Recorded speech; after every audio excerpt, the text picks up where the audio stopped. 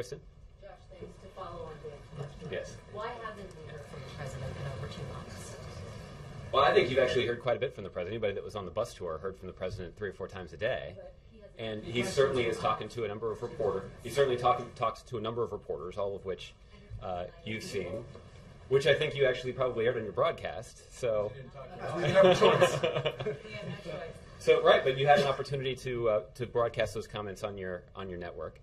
The president did a bill signing in the Oval Office at the beginning of last week, in which one of your colleagues asked a question and the president answered it. So again, I don't have any. I don't have any announcements to make in terms of what kind of timing we would have. But the president has spent a lot of time answering questions from journalists all across the country.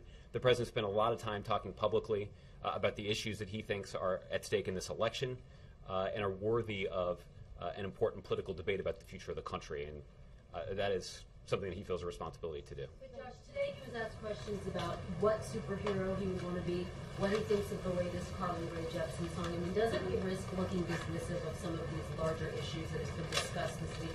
Medicare, the issues that the comments that Vice President Biden brought up this week that came under so much scrutiny by not addressing the press corps, the journalists who follow him every day.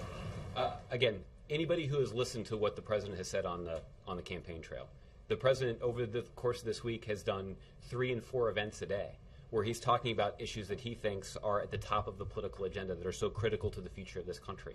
So from issues ranging from dealing with the drought conditions, a disaster emergency has been declared for more than half the counties all across the country.